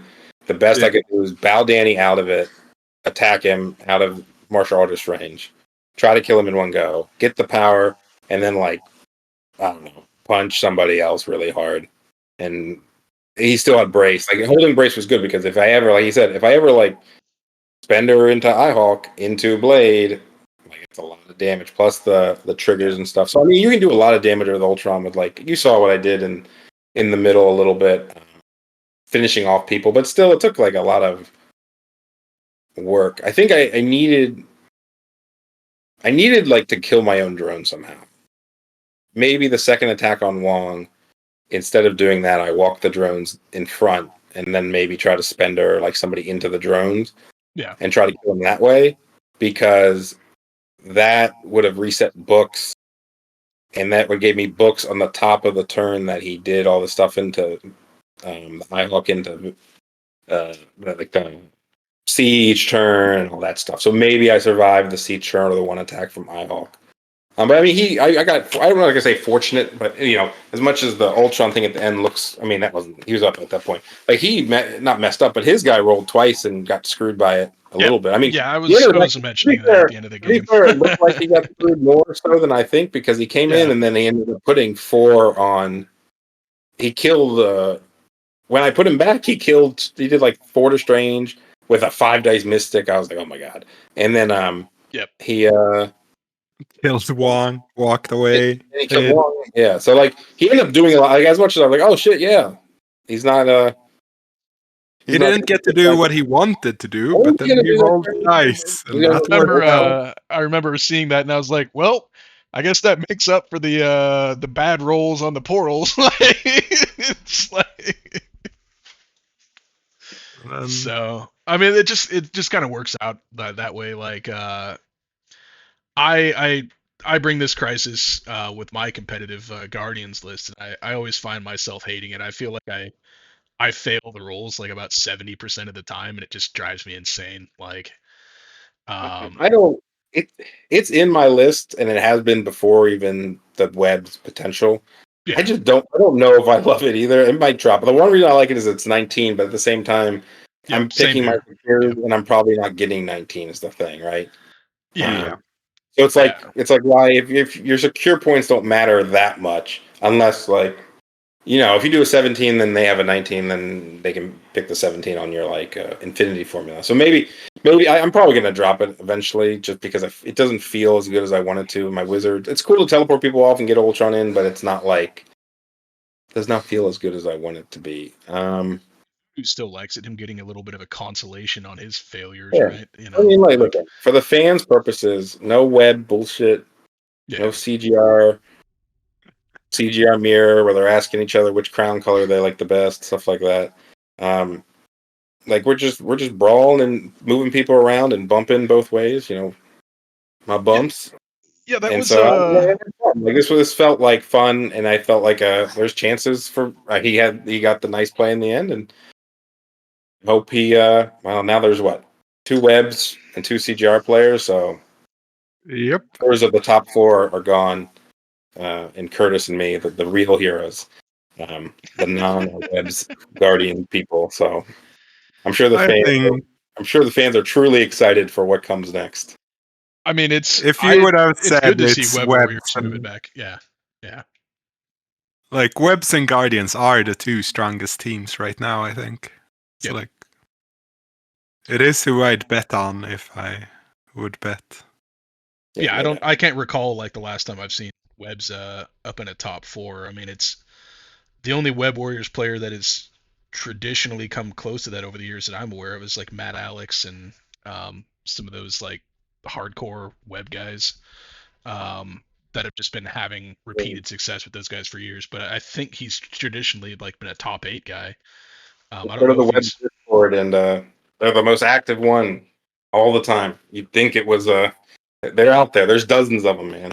Or it's like three people talking to each other. One of the two. it's, yeah, insidiously mad and like I love like a how couple of guys. Yeah. so that one is super popular. So is X-Men, but yet Guardians, who are probably the top team, they never say anything. They're like, we just win. Like we don't need it. What do you want to say? Play CGR potentially, or play a wide thing and Thanos and just win. We don't even need to talk about strategy. The We got it all Guardians set. forum is like that I tend to be like most active in, and there is basically devolved down into like a random question once a week of should I bring Rocket into every crisis? And it's like no, okay, and then like just silence, and then like I'll post some like Guardians related content in there, and it's like I'm like looking at stuff. I'm like, man, am I like annoying people? Like, have I like ruined this thing? It You used to be ruined it. fairly chatty in here. Yeah, like I've ruined the fan server for Guardians by trying to be helpful or something. I don't know. Like, He'll be back. right? He'll be back. But yeah, it's going to be interesting.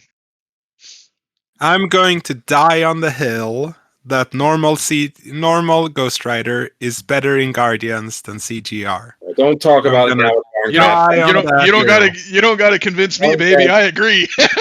I'm just a CGR hater, so this is a CGR hater only conversation. Yeah, We don't talk about it.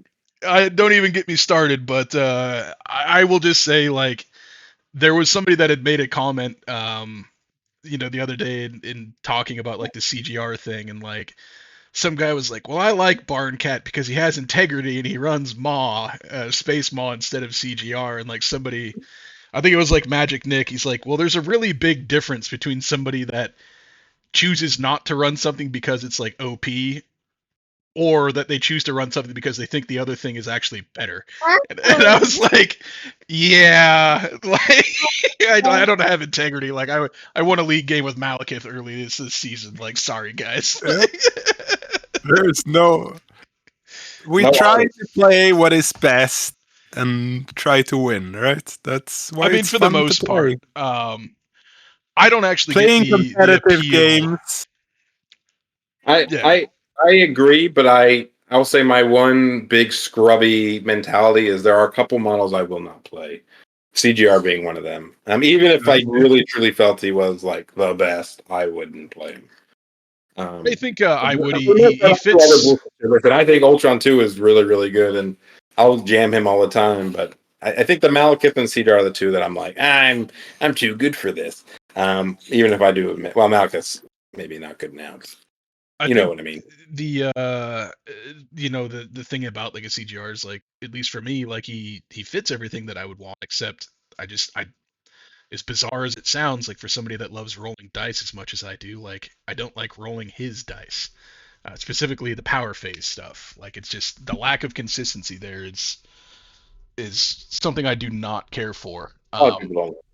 Yeah, I mean, and when you have to bring tactics cards along to support a model like in an affiliation, like obviously you bring crew because that's just fantastic to Yep. have on a 6 threat, but when you're also having to bring in like things like no matter the cost and all this other stuff, to potentially make them more viable in an affiliation, it's like, well, yeah, if you bring models to make a character, if you bring TTCs to make a model good, of course it's going to be good, like because you're bringing things to support it, like, um, and at that point it's like, well, why am I bothering with all this like tech and stuff if he's really that good? Like, why can't he just do this on his own without all this extra crap?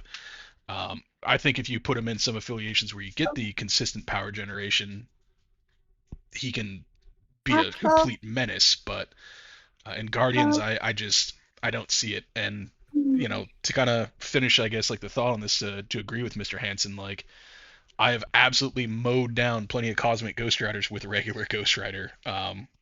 It is a guilty pleasure of mine. Yeah. The game is about scoring points. Killing characters is secondary. It just lets you score more points. I guess for you guys, for me, the game is about stopping other people from scoring points. Most of my games.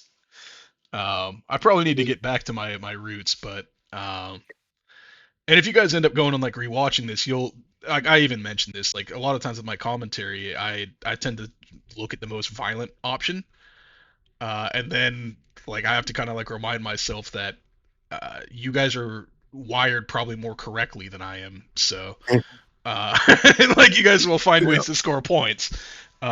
So be mindful. There is some wires got crossed in my head when I figured out how to play this game somewhat competently that are skewed my perspective on stuff. So all that stuff being said, if you guys do give a rewatch or anything, I'd love to hear your guys' thoughts on stuff. I am actually pretty familiar with both these affiliations. Was pretty happy to cast this game for sure.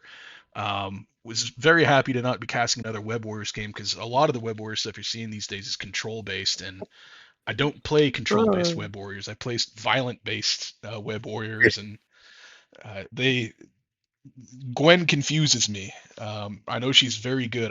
I've never been able to make her work, and I hate Moon Knight, but stuff like that. But yeah, good to see some things that are not that, and really good game I to look cast on. forward to hearing all the things about like how good Immortal Hulk is and like how he's the best 7th threat and how everyone loves him. I mean, he's a 7th threat, that's for sure. He's better than Thanos. 7th threat, probably. I'm gonna say no on that one, probably. But I mean, he's at least a fair model. Like, Yep. I said this at the end of the game. He did, dominate the table, and he didn't require the best dice to do it. But his overall strength as a model, and like just because he was so strong in this game, it doesn't mean that we need to look at this and say, well, this character did really well and was strong. Like, we don't need to find some 6+ threat boogeyman at all times. And I personally don't think that CGR is to the same degree that some Nope. people like might think. But are there certainly Listening to people, yeah, and listening to people complain about it is getting old.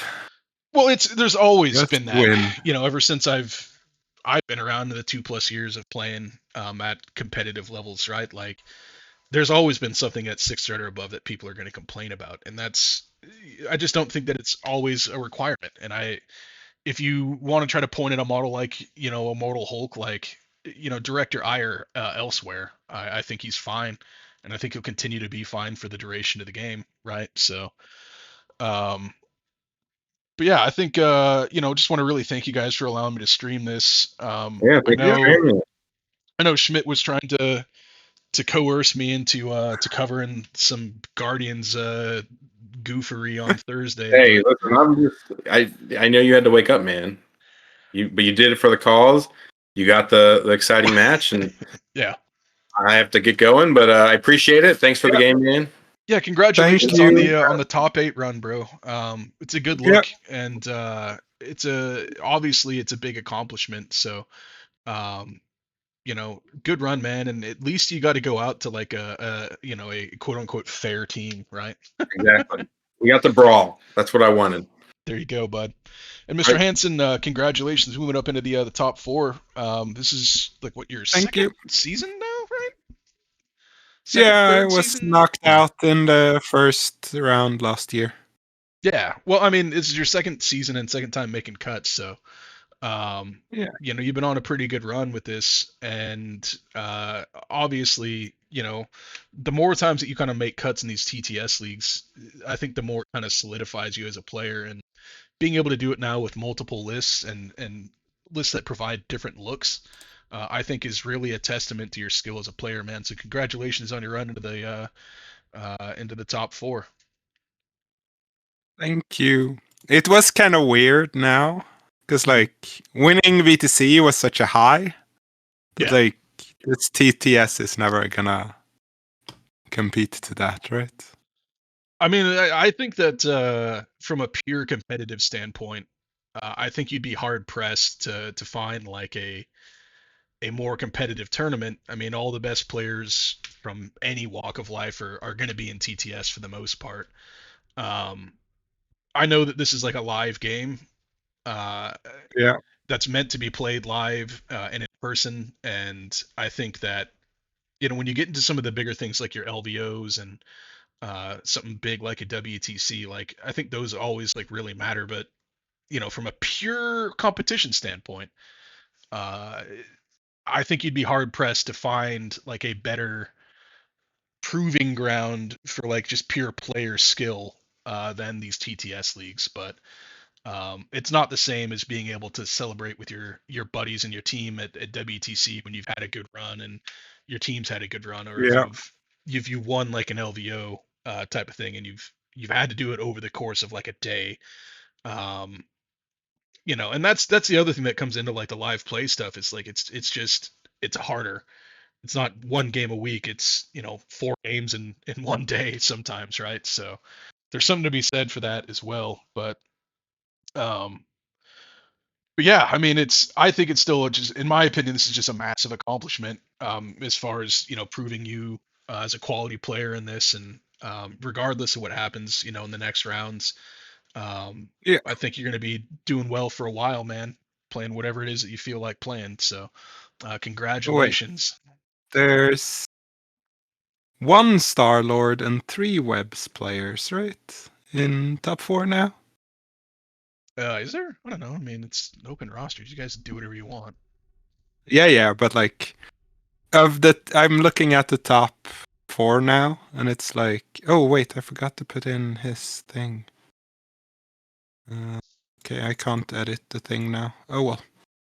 Okay, but yeah, thank you so much, and have a wonderful day. Yeah, you too, man. Congratulations. Time for food. Yeah. Cheers. Take care. Cheers. All right. Well, that was pretty cool. I think we're just going to be wrapping stuff up here. Appreciate anybody that made it this far.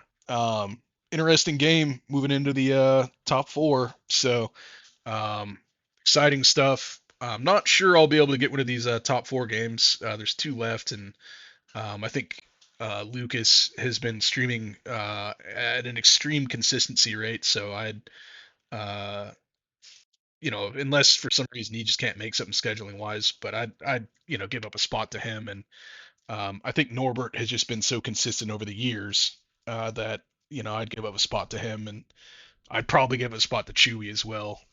So I think this will probably be the end of it for me this season. Um, might be doing some battle report stuff moving forward. I've always kind of resisted the urge to do that, but we shall see um, moving forward.